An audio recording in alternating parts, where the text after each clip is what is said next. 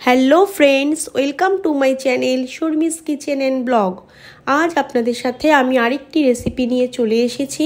প্রচণ্ড গরমে শরীর এবং পেট ঠান্ডা রাখার জন্য কম বেশি সবাই যে কোনো ঘোলের বা শরবতের রেসিপি পছন্দ করে।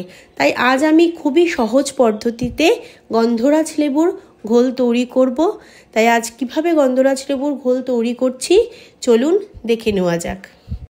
গন্ধরাজ লেবুর ঘোল তৈরি করবার জন্য আমি 400 গ্রাম একটা টক দইয়ের প্যাকেট নিয়েছি। এবার এটা আমি একটা মিক্সিং জারের মধ্যে ঢেলে নেব।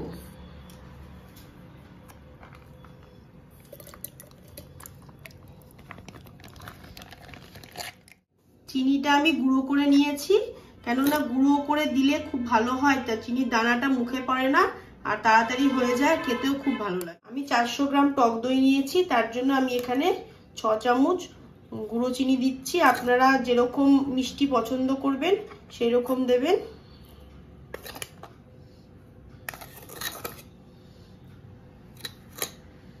আমি এটা আইস দিয়ে ব্লেন্ড করছি না, আমি ফ্রিজের ডিপ ঠান্ডা জল নিয়ে নিয়েছি। এটা আমি ঢাকা দিয়ে দিচ্ছি, দিয়ে এবার ব্লেন্ড করে নেব।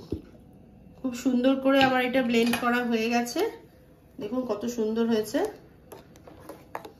যেহেতু এটা আমি গন্ধরাজ লেবুর ঘোল বানাচ্ছি, তার জন্য আমি এই গন্ধরাজ লেবুর সবুজ অংশটা একটু গ্রেট করে দিচ্ছি।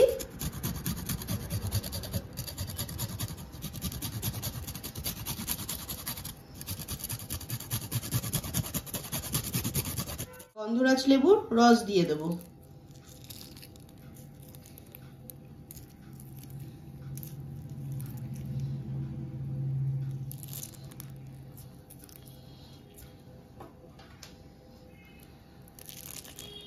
এবার আমি একটু চামচ দিয়ে মিক্স করে নেব।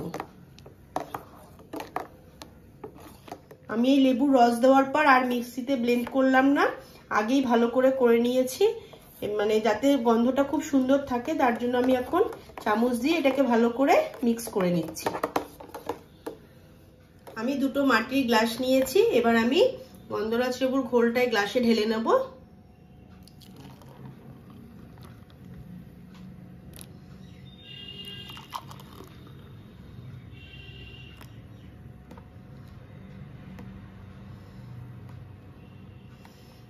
গার্নিশিং এর জন্য উপর থেকে আমি আবারও একটু গন্ধরাজ লেবুর যে উপরে যে সবুজ অংশটা ওটা একটু গ্রেট করে দিচ্ছি।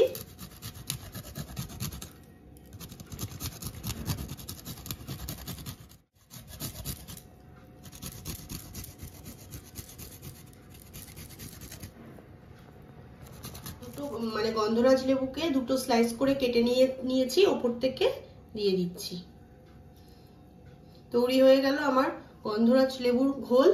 এটা গরমে খুবই ভালো লাগে খেতে, শরীরও খুব ঠান্ডা। তো গরমে এই গন্ধরাজ লেবুর এই দইয়ের ঠান্ডা ঠান্ডা ঘোল আমাদের শরীরের পক্ষে খুবই ভালো এবং স্বাস্থ্যের পক্ষেও ভালো, আর শরীর খুবই ঠান্ডা থাকে এই সময় এই জিনিসটা খেলে। তাই আপনারাও বাড়িতে এরকম ঘোল তৈরি করে খাবেন, এই গরমে শরীর খুবই ঠান্ডা থাকে। এই ঘোলের রেসিপিটি যদি আপনাদের ভালো লেগে থাকে আপনারা বাড়িতে ট্রাই করবেন এবং কেমন লাগলো আমাকে কমেন্ট করে জানাবেন।